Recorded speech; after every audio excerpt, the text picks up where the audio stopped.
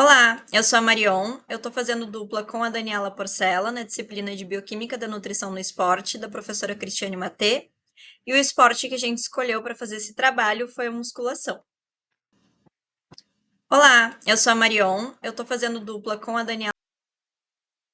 Começando pelos dados da nossa atleta, ela é identificada como DQ, tem 35 anos, é do sexo feminino, pesa 66 quilos e tem 1,63 m. O IMC dela ficou em 24,84 e a classificação desse IMC é eutrófico. Ela tem algumas questões de saúde que mais para frente a gente vai ver que vai influenciar na dieta dela, como a doença celíaca, que é uma doença autoimune, onde a pessoa não responde à absorção de glúten. A intolerância à lactose também, que geralmente vem associada à doença celíaca, é muito comum que pessoas com essa questão de doença celíaca também apresentem intolerância à lactose. Ela também tem tireoidite de Hashimoto e em 2021 ela realizou uma cirurgia bariátrica no método Sleeve. A modalidade, então, que nós escolhemos para apresentar esse trabalho, que é a modalidade que a nossa atleta pratica, é a musculação. Ela pratica essa modalidade há 10 anos, numa frequência de 6 vezes por semana, e os treinos dela têm em média 50 minutos cada um. Ela também pratica cardio, geralmente bicicleta, que ela tem preferência, 5 vezes por semana, num tempo de 20 minutos. O objetivo do treinamento dela é o ganho de massa muscular, condicionamento cardiovascular e ela também trabalha o fortalecimento e a estabilidade do joelho dela após uma lesão de menisco que aconteceu mais ou menos um ano atrás. Ela relata não ter um sono muito adequado, porque ela dorme geralmente entre a meia-noite e as 6, então é um total de 6 horas por noite, e ela ainda relata acordar 2 vezes por noite, em média. Então ela não acorda totalmente descansada, ela ainda se sente um pouco cansada de manhã, mas ela não consegue dormir mais cedo ou acordar mais tarde por conta da rotina ocupada dela. E ela também não tem o hábito de tirar sonecas durante o dia. Então, a rotina de sono dela é somente essas 6 horas por noite, em média. E agora entrando um pouco na dieta da nossa atleta, às 7 horas da manhã ela consome o pré-treino dela, ela sempre treina pela manhã, que é uma banana nanica e uma xícara de café preto puro, sem açúcar ou sem leite. Depois das 9h15, após o treino, ela consome o café da manhã, que geralmente é um ovo e 4 colheres de sopa de tapioca, ela geralmente faz uma crepioca, justamente por conta da doença celíaca. A gente vai ver aqui na dieta dela que ela não consome pão, porque geralmente pães sem glúten têm um custo mais elevado. Então ela faz essa troca pela crepioca. E ela também toma mais uma xícara de café preto. O almoço dela costuma ser por volta das 11h40. Ela come saladas variadas, 2 colheres de sopa de arroz integral, 3 colheres de sopa de feijão preto, 5 colheres de sopa de frango desfiado e os legumes, ela geralmente consome mais ou menos 3 fatias pequenas de beterraba e um ramo médio de brócolis.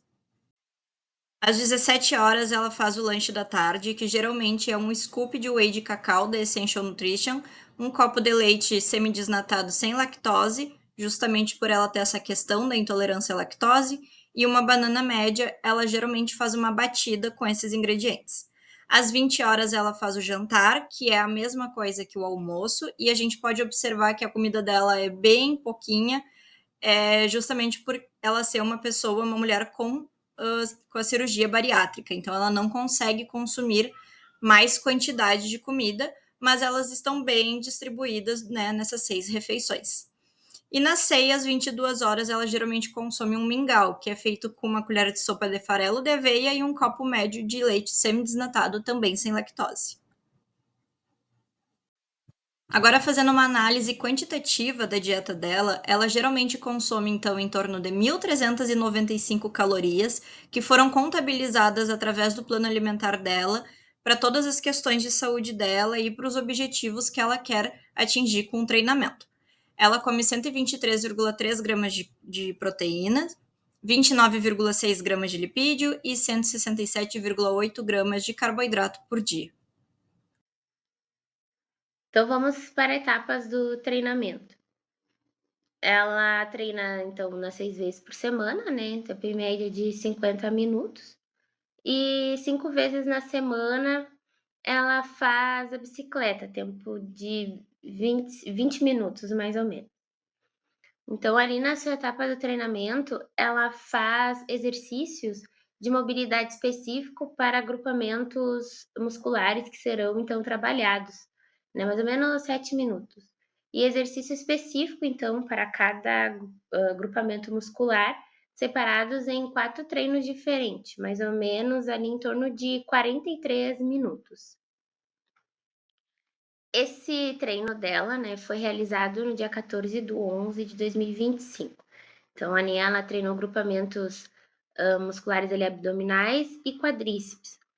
Ela fez, então, mobilidade e estabilização, né, a fundo, com bed, 2 séries de 30 segundos, mais agachamento e extensão de joelho. Então, dá 2 séries de 8 repetições, abdominal, twist, 3 séries de 12 repetições para cada lado. E prancha, 3 apoios, 3 séries de 40 segundos. E agachamento isométrico com mini band com 3 séries de 30 segundos. Agachamento com barra, 12 quilos cada lado, 4 séries de 8 repetições. A fundo, 16 quilos cada lado, 4 séries de 8 repetições.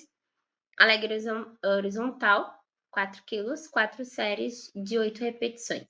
E a cadeira extensora, 6 quilos, 4 séries de 8 repetições.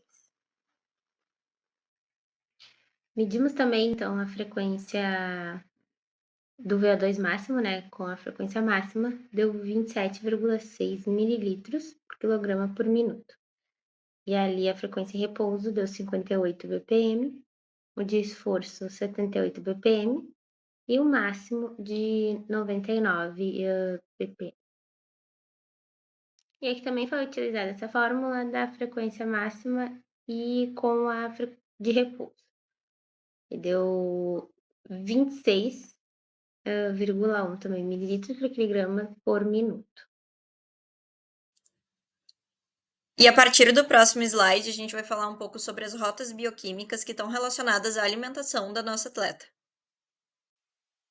Bom, entrando então na parte de rotas bioquímicas relacionadas à alimentação, a gente pode observar que durante o exercício aeróbico, a alimentação vai influenciar diretamente no metabolismo energético.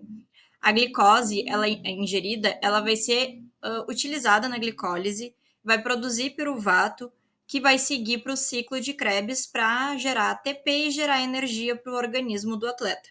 Nas intensidades mais altas de exercício físico, parte dessa glicose ela vai ser convertida em lactato e ela pode ser reutilizada como um combustível em outros tecidos, como o coração, e vai também contribuir para o ciclo energético do organismo do atleta.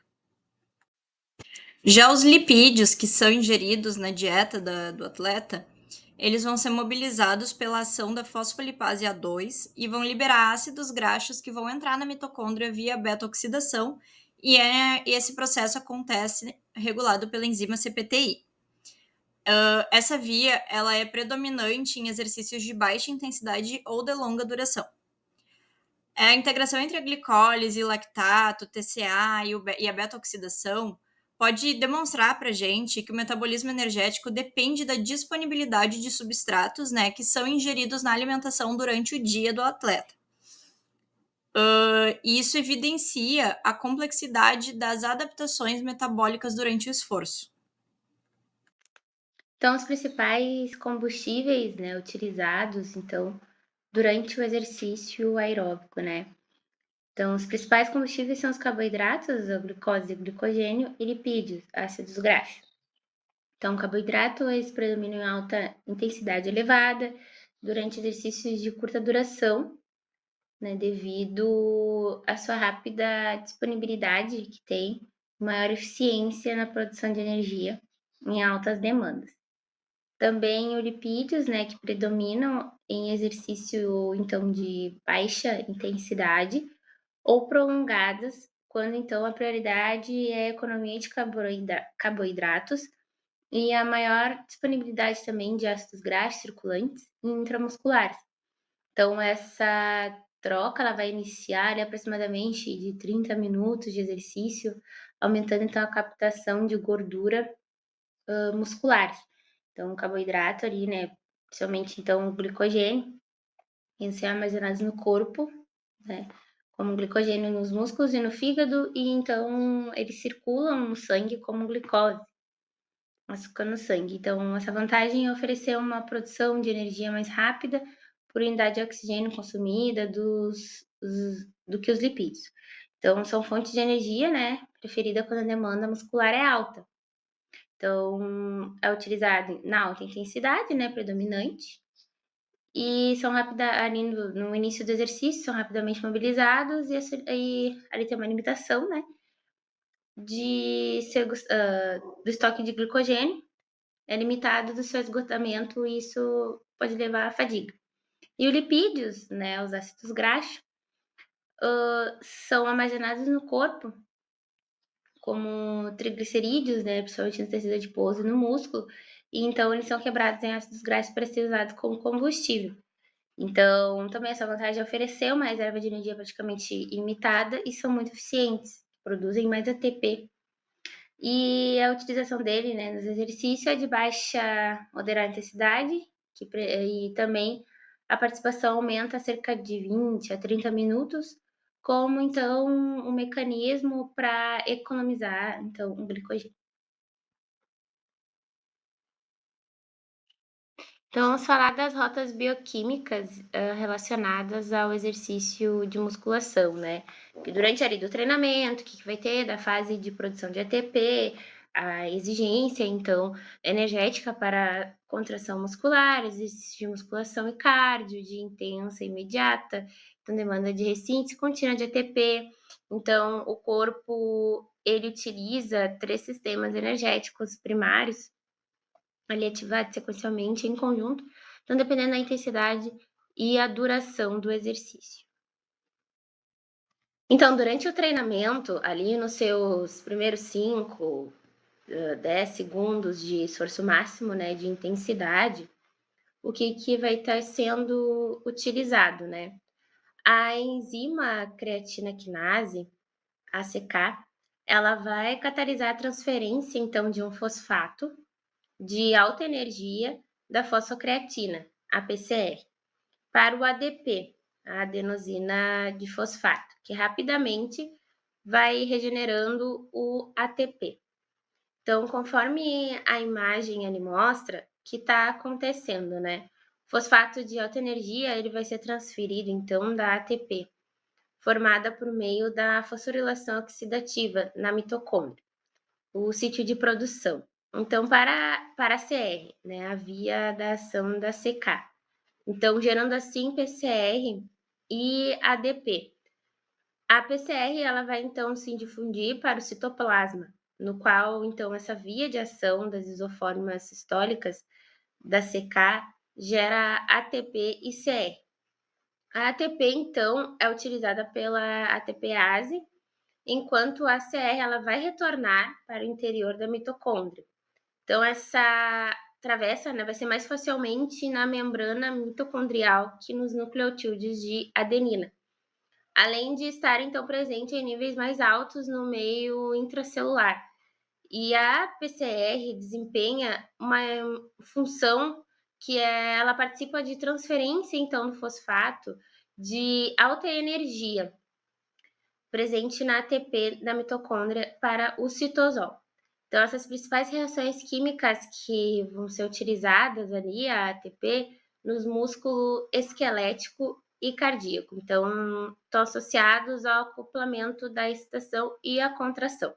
A miosina ATPase nas miofibrilas e no cálcio, que é no cálcio no retículo também sarcoplasmático.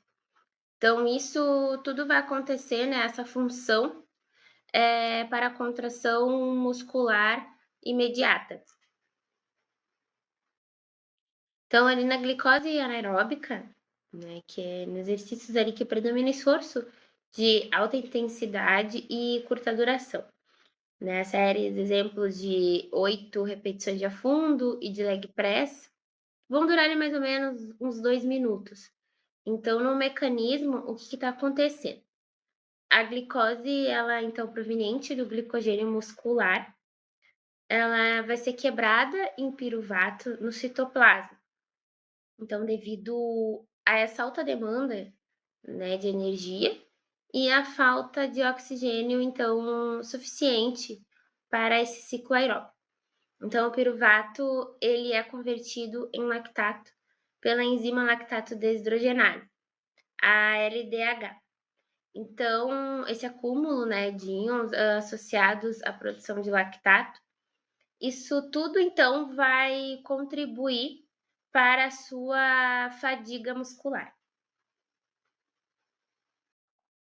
E agora no sistema oxidativo, né, o aeróbio, que é o sistema ali dominante do cardio, que da bicicleta, né, que o exemplo que ela deu, de 20 minutos ali em atividades de baixa a moderada intensidade ou longa duração.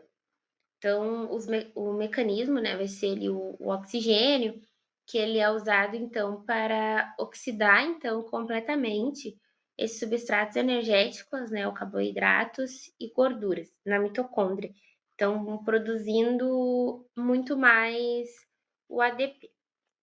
Então, ali na oxidação de carboidratos, o piruvato, na presença de O2, ele vai então entrar na mitocôndria, que vai ser convertido em acetil-CoA e que ele vai entrar no ciclo de Krebs, gerando então intermediários para a cadeia de transporte de elétrons, que é a CTM. E a oxidação de lipídios, no caso a gordura, os ácidos graxos, então, eles vão ser liberados, né, pela lipólise, que então vão passar pela essa beta-oxidação, gerando então múltiplas moléculas de acetil-CoA, que também alimentam o ciclo de Krebs e a CT. Então, ali da produção, né, do ATP, a CT ela vai ser então a etapa final, né, aonde a maior parte então do ADP ela é gerada por fosforilação então oxidativa. E no pós-treino, né, ali o período para que é crucial para o objetivo de ganho então de massa muscular, a hipertrofia e recuperação do glicogênio muscular. Então tem ali a recomposição, né, de estoques do glicogênio, a gliconeogênese, então, que ali é a prioridade metabólica, né, para repor o glicogênio muscular gasto. Então, a digestão de carboidratos que ela faz e também de lanches que vão fornecer glicose para esse processo, né? Então, a enzima de glicogênio sintase vai ser ali a crucial, né? Sendo ativada pela insulina. E também tem as rotas de reparo e o crescimento muscular proteico, né? Que ali tem a síntese proteica muscular, para o ganho dessa massa deve então superar a quebra proteica muscular, que é o catabolismo. E no treinamento de força, em digestão de proteínas, né, que nem tem que ela consome, vai estimular a via de sinalização a mTOR. Então, conforme coloquei no slide, ali para o ganho de massa muscular, a síntese proteica, né, ela deve superar então essa quebra, que é o, como eu relatei, o catabolismo, e o treinamento de força e ingestão de proteínas vai estimular então a via de sinalização mTOR. Os aminoácidos provenientes da digestão de proteínas, especialmente a leucina, que vão ser então utilizados como blocos construtores para sintetizar essas novas proteínas contráteis, a actina e a miosina. Então, vai resultando então em hipertrofia e esse aumento então do tamanho da fibra muscular. Chegamos então na parte do sono, que é crucial, né? Essa parte. No caso, como a atleta relatou, ela dorme menos então de 6 horas por dia e com despertar 2 vezes na noite. Então, ela relata também que acorda um pouco cansada. E o que que isso vai estar ocorrendo, né? Na via mTOR fica então com um sinal fraco. Então, devido a essa redução, né, de hormônios anabólicos, a testosterona e GF1, cuja então essa secreção ela vai depender do sono profundo. E a síntese proteica muscular que vai ser suprimida ali, né, resultando a resistência anabólica. E então o músculo, ele não usa a proteína da dieta de forma eficiente, né, da forma de como deveria ocorrer. Então, por conta desse sono reduzido, né, que ela não chega a ter aquele sono profundo, é isso que vai ocorrer no seu metabolismo. Então vamos falar da ação do cortisol, né, que é o hormônio do estresse. Então, com esse sono curto, né, que ela tem ali de menos de 6 horas e tem despertado 2 vezes na noite, ele vai ter ali uma ação, né, ele aumenta, o cortisol vai aumentar. Então, o cortisol ele vai acionar a vilbictina, proteasoma, que é essa quebra de proteína muscular, e a gliconeogênese, que é essa transformação de aminoácidos em glicose. Então, ali o catabolismo ele supera o anabolismo. Então, vai levar à estagnação, né, ou à perda dessa massa muscular. Também tem ali os aminoácidos, né, que é liberado pela quebra proteica muscular, especialmente a alanina e a glutamina, que esses vão ser então transportados para o fígado. Na gliconeogênese vai desenvolver então uma resistência à insulina, que vai tornar então ineficiente esse armazenamento de glicogênio muscular, que ele é um combustível. Isso vai estar então prejudicando a sua recuperação.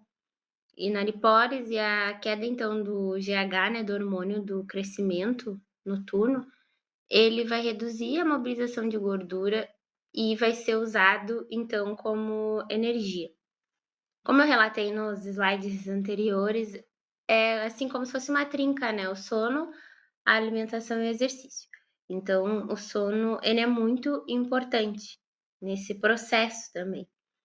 E esse sono insuficiente, ele vai impor um estado de estresse metabólico crônico que pode impedir esse objetivo de ganho de massa muscular, favorecendo então a quebra de tecido em vez da construção.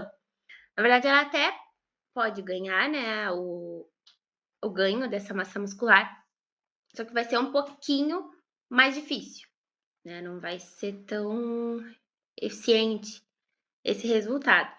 Então, é muito importante que ela tenha uma recuperação desse sono, né? Ou ao invés de treinar 6 vezes na semana, treina 5 e o que sobrou, ela recupera esse sono, né? Pois isso é muito importante ter um sono bom e eficiente também para ter esse ganho da massa muscular.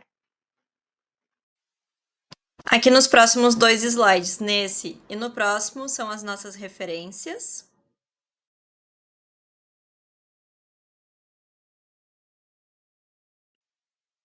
E muito obrigada pela atenção. Tchau, tchau, gente.